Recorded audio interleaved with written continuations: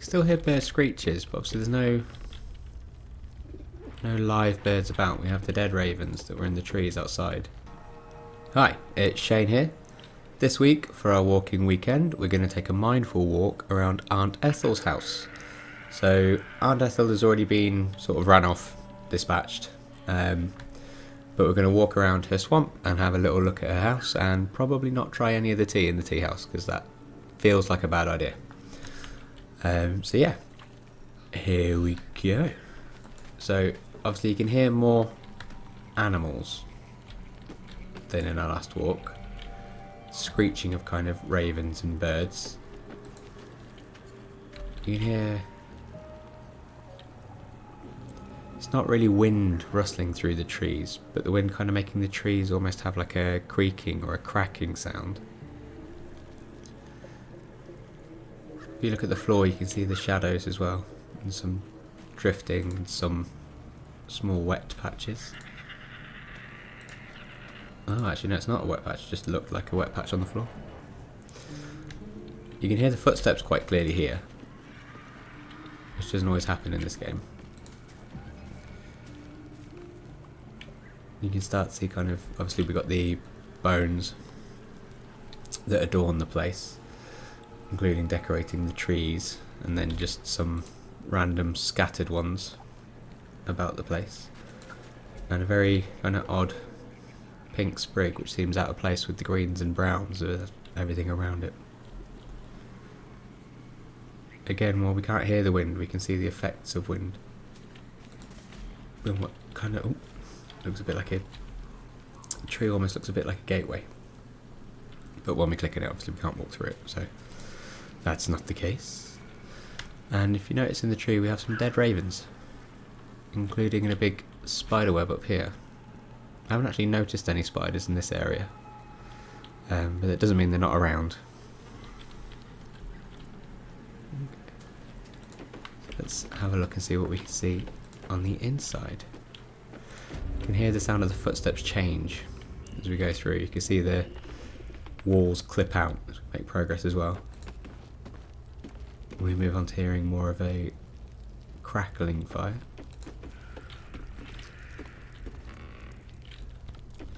You still hear bird screeches, but obviously there's no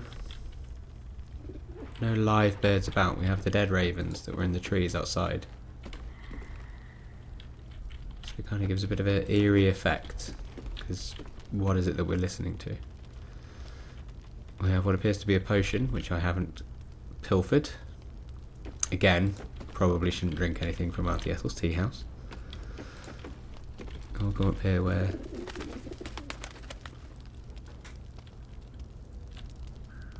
Okay, definitely heard flapping then, but no, again, no birds. I wonder if there's some nearby.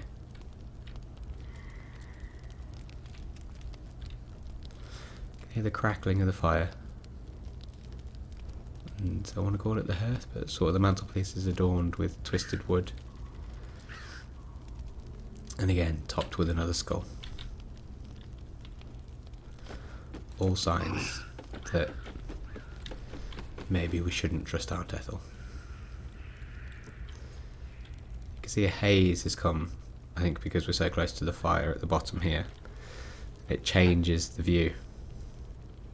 Again, we got another potion there which I've obviously ignored.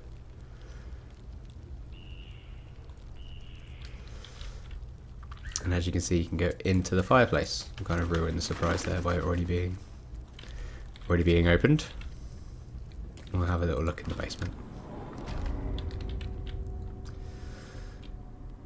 So here things seem a little bit more alive.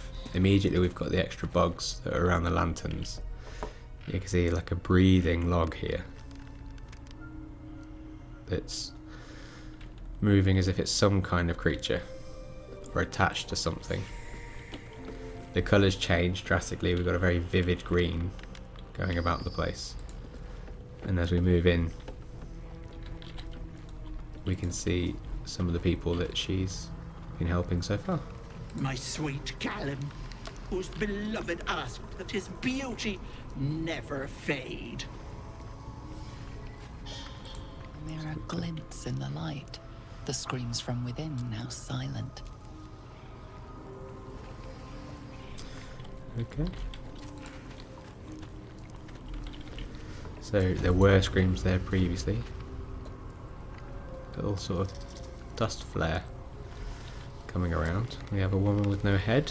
Okay, I can only loot her and not talk to her. Oh no, hang on. There we go. My darling Magrin. She wished for the mind of a genius, but that silly head crushed me. Okay.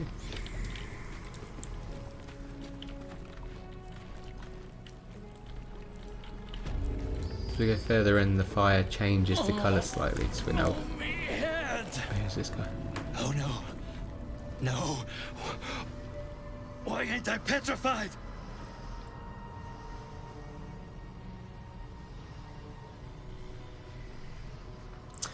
Okay, I think I have options here, but I don't know what they are. So I'm going to press one of the number buttons randomly and see what it tells us.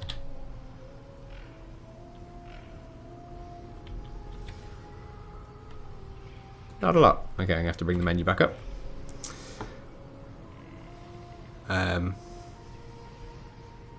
What? Little bit of a spoiler there. How am I still breathing? Sorry about that. I've the bite. I wouldn't wish it on anyone. Your insides end up on the outside. Petrification stops the spread. I was on death's door, but now I feel great. How?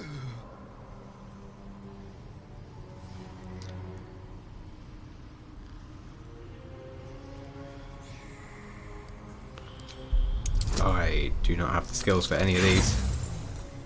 Yeah, you're not going to know, mate. You can't detect anything. You have no explanation for his good health. I suppose I should count my blessings. I don't fancy hanging around here, but thank you. And best of luck. Okay. I have a horrible idea that I'm going to come across him soon, inside out. So let's have a look at this eye. Poor dear wished never to lay eyes on her family again. Took the eyes out of her head. Awesome. My Family dearest portrait there. Ephraim, he begged me to halt the deadly disease that ravaged Ah, him. so that's the one that's there. So, been through here. Let's go into the next room. So, one thing that has come up is that it seems. Pick up a phone count. Oh yeah, let's get rid of the menu again. There's a big pile of skulls as we walk in. And there's does it squelch? You get a small wet sound when you change where you're standing.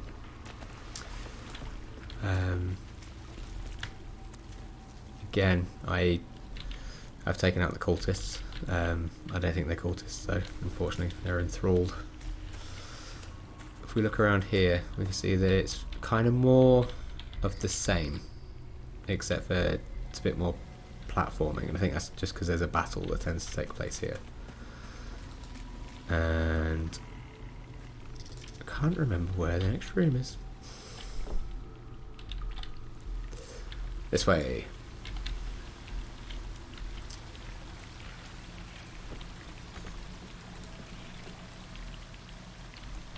You listen to the sound of the waterfall. And then right next to it we have a green light, which I think is just taking the water mist. I don't think it actually is a poison cloud or anything like that. See if this is going to work. Where have I gone?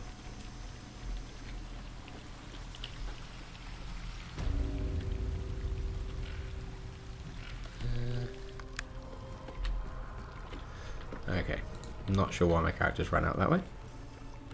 So, in between rooms, you can see that it goes black and white until you enter the actual room itself. Which just feels kind of bizarre. I don't know if it's just in the planes that are here. If Auntie Ethel's got a different plane of existence, for instance. There we go.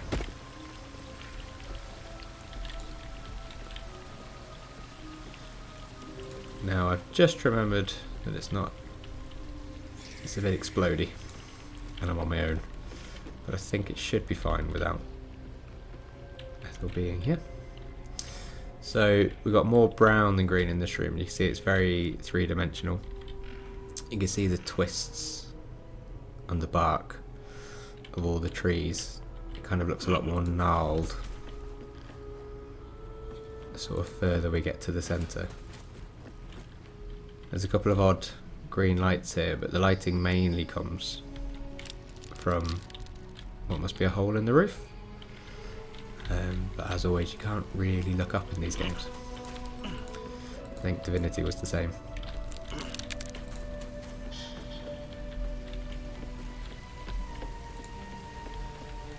And then we make our way down to the end of what I will probably generally call still the Teahouse. This is Ethel's ancient abode. And as we can see, there's a big chasm in the middle here. You can see kind of a bit more of an orangey light from the fire in the corner there. You can see that passageway going somewhere. And if you look down, you can see the kind of waterfall, but can't quite hear that one from here. But you can see the almost like rapids of it as the underground river flows beneath. Which I imagine is kind of the water source. And as we get closer, you can see the moss has grown on all of the pieces of wood here. So you can see that it's kind of changes colour and texture a bit when you're looking at it. And that takes us to the end of our walk, I think.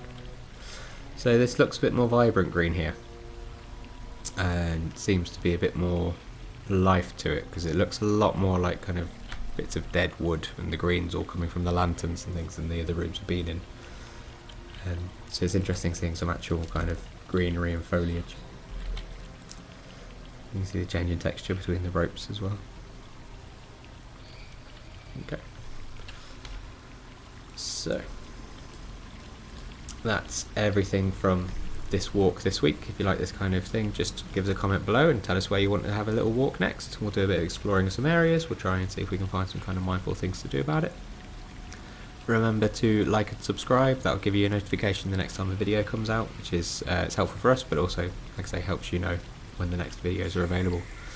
And that's everything from me this week, so I'll see you again soon. Bye.